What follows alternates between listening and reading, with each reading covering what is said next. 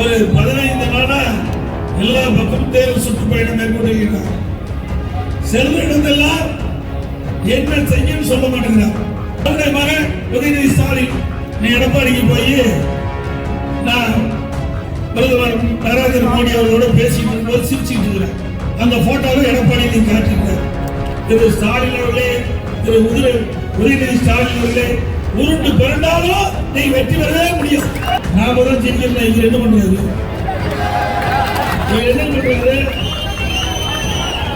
இவர்தான் கள்ள கூட்டணி, கள்ள தொடர்பு கூட்டணி பாக்குறாரு. அதோட இவருடைய திமுக 38 பேர் இருக்கிறாங்க. 5 வருஷம் பெஞ்சு தேய்ச்சதுதான் மிச்சம். தேர்தல் பத்திரத்தை பத்தி பேசுற இவரு பேசுறது என்ன தகுதி இருக்குது? இவரு பேசலாமா? பெரிய திருடம் பார்த்து சின்ன திருடம் பேசுற மாதிரி இருக்கு. ஆன்லைன் ரம்மி நிறுவனம் சூதாட்டத்திலிருந்து 550 கோடி சூதாட்டம். இன்னொன்னு சாரி, நீங்கள் லாபா அப்படின்னு யாராவது நலமா இருக்க முடியுமா? திமுக ஆட்சியில் இருக்க முடியுங்களா? இல்ல விட்டுதான் வைப்பாங்களா? நலமா இருந்தா அவர் 5 கட்சி போயிட்டு வந்தவர், ஒரு கட்சி 2 கட்சி போடுவார். 5 கட்சிக்கு போய் இப்ப பத்திரமான இடத்துல இருக்காரு. அண்ணா திமுக இருக்க வரைக்கும் போனவாதிக்கிறாங்க. திமுக போனா உத்தமர்.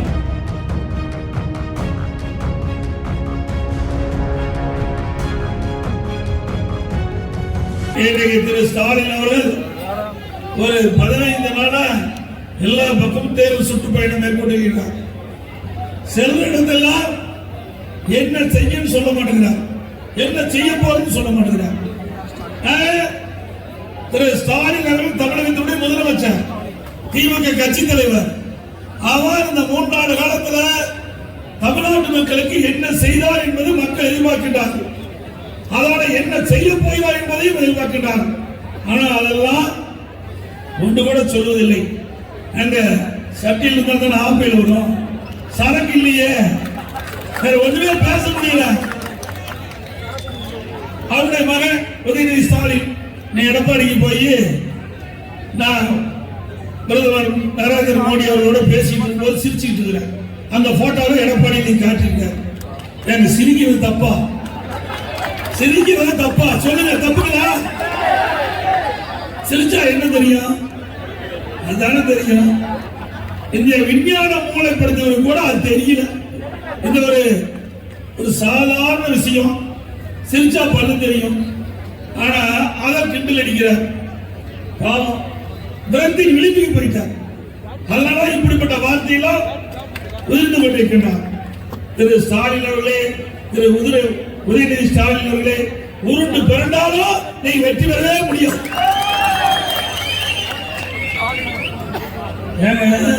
நாம தான் சிரிக்கிறேன். இவர் என்ன பண்றாரு? இவர் என்ன பண்றாரு?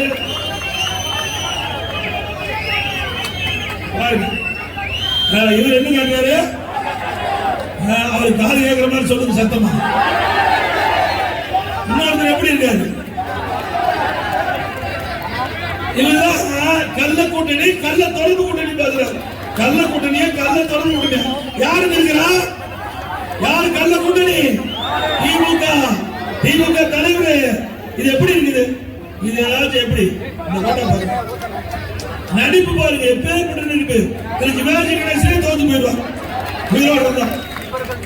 இப்படி எல்லாம் நடிச்சு மக்களை ஏமாற்றி வாக்குகளை பெற்று ஆட்சிக்கு வந்து இன்றைக்கு 3 ஆண்டு காலம் தமிழகத்தை குட்டிச்சுவராக்கிதான் மிச்சம். என்ன செஞ்சிருக்கிற 3 ஆண்டு காலத்துல? செஞ்சிருக்காங்களா? ஒண்ணுமே செய்யல. முதலமைச்சர் சொல்லுங்க. அதோட இவருடைய திமுக 38 பேர் இருக்கிறாங்க. 5 வருஷம் பெஞ்சு தேய்ச்சதுதான் மிச்சம். வேற என்ன 38 பேர் தமிழ்நாட்டிலிருந்து தேர்ந்தெடுக்கப்பட்டு அனுப்பிச்சாங்க. என்னத்தை செஞ்சீங்க? மக்கள் கேட்கிறாங்க. திரு ஸ்டாலின் அவர்கள் எத்தனை பொய் மூட்டைகளை அவிழ்த்து விட்டாலும் மக்கள் நம்ப தயாரா இல்ல. இப்ப சொல்றார், என்ன ஊரா போய் சொல்றார், டீசல் விலைய 65 ரூபா ஆகிறார். ஏற்கனவே சொன்னது என்னாச்சு? 4 ரூபா குறைக்கணும்னு சொன்னீங்களா? நீ 4 ரூபா குறை, நீ 65 ரூபா 30 ரூபா குறைக்க வேண்டாம், வெறும் 4 ரூபா குறை. மக்கள் எதிர்பார்க்கிறாங்க. பெட்ரோல் டீசல் விலை குறைக்கிற நீங்க எல்லாருமே பயன்படுத்துறோம். பெட்ரோல் டீசல் இங்க வந்திருக்கிறீங்க, பெரும்பாலும் இருசக்கர வாகனம் வச்சிருக்கிறோம், 4 சக்கர வாகனம் வச்சிருக்கிறோம். இந்த 4 சக்கர வாகனத்துக்கு இருசக்கர வாகனத்துக்கு பயன்படுத்துகிற பெட்ரோல இதுவரைக்கும் 3 ரூபா தான் குறைச்சிருக்கிறீங்க. 5 ரூபா குறைக்குன்னு சொல்லிட்டு அதுலயும் பெட்ரோல் எதை செஞ்சிருக்கிறீங்க? எதுவுமே செய்யலையே. கேஸ் சிலிண்டர் 500 ரூபா குறைக்கிறதா இருப்பா, 100 ரூபா குறைப்பா. நீ சொன்ன மாதிரி நீ ஏற்கனவே சொல்லியிருக்கிற தேர்தல் நேரத்துல தாய்மார்கள் அதை நம்பித்தான் உங்களுக்கு வாக்களிச்சாங்க. திமுக ஆட்சிக்கு வந்தா கேஸ் சிலிண்டர் 100 ரூபா மானியம் மாசம் மாசம், இப்ப 500 ரூபா மானியம் பச்சை பொய் சொல்லிக்கிற ஸ்டாலின் ஏன் 100 ரூபா கொடுக்க மறுக்கிறீங்க? அப்ப பொய் தானே பேசுறீங்க. தேர்தல் பத்திரத்தை பத்தி பேசுறேன். இவரு பேசுறது என்ன தகுதி இருக்குது? இவரு பேசலாமா? பெரிய திருடரை பார்த்து சின்ன திருடன் பேசுற மாதிரி இருக்கு. பெரிய திருடரை பார்த்து சின்ன திருடன் பேசுறாங்க. தேர்தல் பத்திரத்துல அவ்வளவு கோடி வாங்கிட்டாங்க. உனக்கு எரிச்சலா இருக்குதா? 10 இருக்குது, 656 கோடி 10. திமுகவுக்கு 656 கோடி தேர்தல் நிதி கொடுத்திருக்கிறாங்க. தேர்தல் பத்திரத்தின் மூலமா தேர்தல் திமுக கொடுத்திருக்கிறாங்க. பாரதிய ஜனதாவுக்கு 6000 கோடி கொடுத்திருக்கிறாங்க. ஸ்டாலின் பார்த்தாரு, ஏப்பா வெறும் 656 தான் போயிருமா, ஏன் 6000 வழின்னு புலம்பிட்டு தான் பேசிட்டு இருக்க. நீ 656 வாகனத்துக்கு என்ன பதில் சொல்ற? இவரு பேசுகிறார் 6000 கோடி வாங்கிட்டாங்க. உனக்கு வழின்னு விஷமா இருக்குது. ஸ்டாலின் அவர்களே 656 கோடி 3 ஆண்டுகளில் தேர்தல் பத்திரத்துக்குள்ள வாங்கியிருக்கிறார். 2021, 22, 23 3 ஆண்டுகள் தான் ஆச்சு. 3 ஆண்டுகள் 656 கோடி வெள்ளை பணம் திமுகவுக்கு வந்திருக்குது. பல்வேறு நிறுவனத்தில் இருக்கு. உங்களுக்கு ஆன்லைன் ரம்மி நிறுவனம் சூதாட்டத்தில் இருந்து 550 கோடி சூதாட்டம். அதிமுக ஆட்சியில் சூதாட்டத்தை தடை செய்வதற்கு சட்டமன்றம் நிறைவேற்றலாம். ஆன்லைன் நடத்துகின்ற நிறுவனம் நீதிமன்றத்துக்கு போய் அவர் தீர்ப்பு வாங்கி அவர்கள் அந்த ஆன்லைன் ரம்மி நடத்திட்டு இருக்கிறாங்க. அதுல 550 கோடி வாங்கி இருக்கிறாங்க. எத்தனை உயிர் போயிட்டு ஆன்லைன் ரம்மி விளையாடி சொத்தை நடுத்தருக்கு குடும்பம் சீரழிஞ்சு போச்சு, அவர் உயிர் போயிட்டு. இப்படி சூதாட்ட நிறுவனத்தில் இருந்து பெறப்பட்ட தொகை 550 கோடி. அதிமுக ஆட்சி வந்தா இதெல்லாம் நோண்டி எடுத்து அக்கு வேற ஆணி வேற எந்த நேரத்தில் அவங்களோட பணம் தேர்தல் பத்திரத்தின் மூலமா வந்தது என்று கண்டறியப்படும் ஸ்டாலின் அவர்களே, நீங்க கிண்டலும் கேள்வியும் மற்றவங்களை பேசுறீங்க. முதல் உங்க முகத்தை கண்ணாடியில் பாருங்க, அப்புறம் அடுத்த முகத்தை பார்த்து படிங்க. உங்க முகமே கோணையா இருக்குது, அடுத்த முகத்தை பார்த்து என்ன பிரயோஜனம்? அப்படி சொல்ல தப்பா. ஏன்னா இவரும் தேர்தல் பத்திரம் மூலமா 656 கோடி வாங்கியிருக்காங்க. மற்ற கட்சிகளும் பணம் வாங்கி இருக்குது. அவ்வளவு பணம் வரலன்னு இவர் ஆதங்கப்படுறாரு.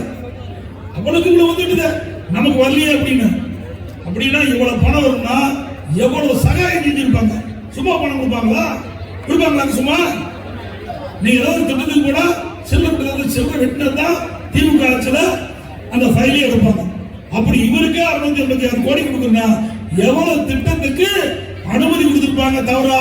இதெல்லாம் திமுக ஆட்சி வந்தா தோண்டி எடுப்போம். ஆனா திண்டுக்கல் பெரியசாமி இருந்தார், அவர் ஒரு பொட்டிக்கு போய் ஒரு மேடை போட்டு வச்சுட்டார். எங்க பார்த்த பொட்டி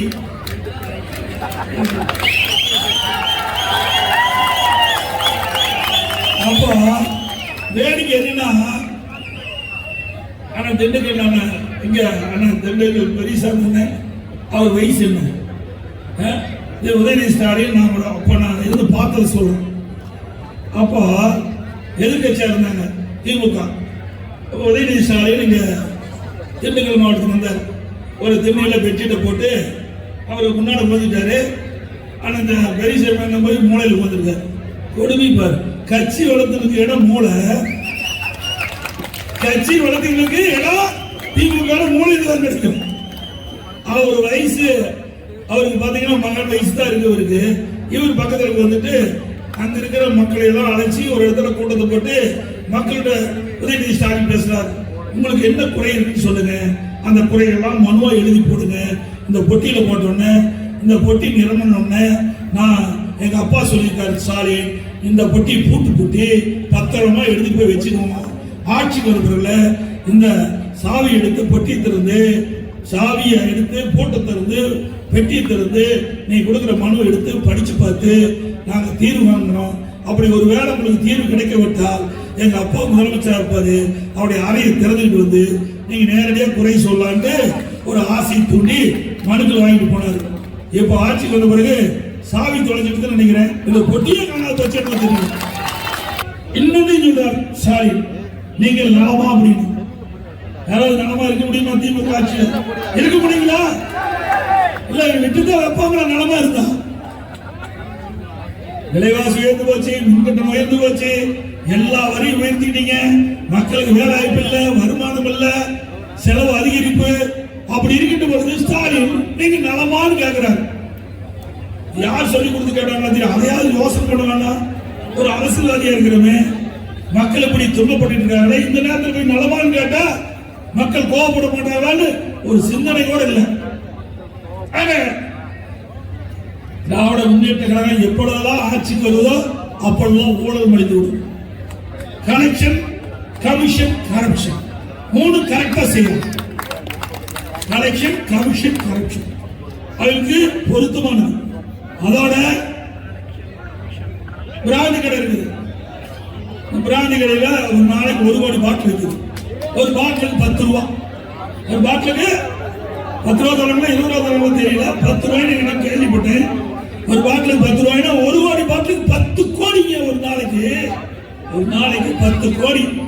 ஏழை எளிய இரவுகள் வாராமல் உழைக்கின்ற அந்த தொழிலாளி அவர் 10 ரூபா கொடுத்துதான் கூடுதலா அந்த மதுக்கடையில போய் மதுபானங்களை வாங்க முடியும்.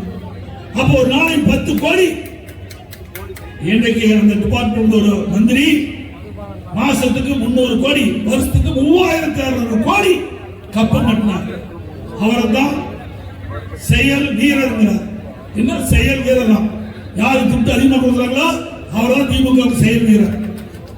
அவர் 5 கட்சி போயிட்டு வந்துவார், ஒரு கட்சி 2 கட்சி போடுவார், 5 கட்சிக்கு போய் இப்ப பத்திரமான இடத்துல இருக்காரு. அது மட்டும் இல்ல, எங்கெல்லாம் இந்த மதுபான கடையில அதிகமா மதுபானம் விற்கிறதோ அந்த கடைக்கு பக்கத்துல பார். அந்த பார்லாம் தமிழ்நாடு முழு கரூர் சேர்ந்தவர்கள் 3000 பார் ஏறத்தை 3000 பார். ஒரு 2 மாசம் டியூ கட்டிட்டு டியூ கட்டாம அதுக்கு பிறகு அந்த பார்ல கள்ளத்தனமா மது விற்கிறாங்க. அப்படி மது விற்கின்ற பொழுது அதுல பல்லாயிரக்கணக்கான கோடி வருமானம், இதுல பல்லாயிரக்கணக்கான கோடி வருமானம், இதுல ஆயிரக்கணக்கான கோடி வருமானம். இப்படி கப்பம் கட்டிய காரணத்தினால்தான் அவர் செயல் வீரர். இங்க இருந்தா ஊழல் சொல்றாரு திரு ஸ்டாலின், அங்க போனா உத்தமராயிரம். அண்ணா திமுக வரைக்கும் ஊழல்வாதிக்கிறாங்க, திமுக போனா உத்தமர். இப்படிப்பா அப்படி இருக்கிற பச்சோதி கூட கொஞ்ச நேரம் கழிச்சுதான் நிறமாறும். ஆனா அடிக்கடி அப்பப்போ நிறமாற முதலமைச்சர் நம்முடைய மாநிலத்துக்கு ஸ்டாலின் தான். ஒரு புயல் வந்ததுங்க, கஜா புயல். அதுக்கு குயா குயா குயா குயான்னு கத்துறாரு, நீதிமன்றம் வரைக்கும் போயிட்டாரு. கஜா புயல் மாதிரி ஒரு புயல் வந்தா திமுக ஆட்சி அடிச்சுட்டு போயிடும். திமுக ஆட்சிய புயல் மாதிரி அது ஆட்சியை அடிச்சுட்டு போயிடும். எங்களுக்கு கூட இந்த பணமா கொடுத்தாங்க. நாங்க மாநில நிதியில் இருந்து தமிழ்நாட்டு மக்கள் பாதிக்கிறாங்க. தமிழ்நாட்டு மக்கள் தான் நம்ம தேர்ந்தெடுத்து ஆட்சி அதிகாரத்தை கொடுக்குறாங்க. அந்த மக்களுக்கு செய்திகளை கூட பாரபட்சம் பார்க்கின்ற முதலமைச்சர் இன்றைய முதலமைச்சர் ஸ்டாலின். மத்தியிலிருந்து பணம் வந்ததான் இங்க செய்யலையா? அதுக்காக நம்ம முதலமைச்சர் ஆக்கியிருக்காங்க. ஒருத்தர் ஒற்றை செங்கலை தூக்கிட்டு தெரிஞ்சுட்டு ஒரு செங்கல் எடுத்துக்கிறாரு. அந்த யார் கண்டுபிடிச்சு கொடுத்தாங்களே தெரியல. அந்த ஒற்றை செங்கலை தூக்கிட்டு ஊரூரா போயிட்டு இருக்காரு. இதை வச்சுட்டு நீ என்னப்பா பண்ண போற சொல்ல முடியுமா? எய்ம்ஸ் மருத்துவமனையை அண்ணா திமுக ஆட்சிக்கின்ற பொழுது பிரதமர் கூட்டிய அடிக்கல் நாட்டணும். அப்பதான் 2019 நாடாளுமன்ற தேர்தல். அந்த நாடாளுமன்ற தேர்தலில் திமுக அவருடைய கூட்டணி 38 ஜெயிச்சாங்க. அந்த 38 நாடாளுமன்றம் போய் பணி செஞ்சுட்டு இருந்தாங்க. இந்த செங்கல் அங்கு கூட காட்டணும். நாடாளுமன்றத்தில் காட்டினா நாடாளுமன்றத்தில் நிதி ஒதுக்கீடு செஞ்சு அந்த திட்டம் நிறைவேறும். அதெல்லாம் கிடையாது. செங்கலை காட்டி விளம்பரத்தை தேடிக்கொள்ள வேண்டும். செங்கலை காட்டி விளம்பரத்தை தேடிக்கொள்ள வேண்டும். அதுதான் அவருடைய எண்ணம். அந்த திட்டம் நிறைவேற வேண்டும் என்பதெல்லாம் திரு உதயநிதி ஸ்டாலினுக்கு கிடையாது.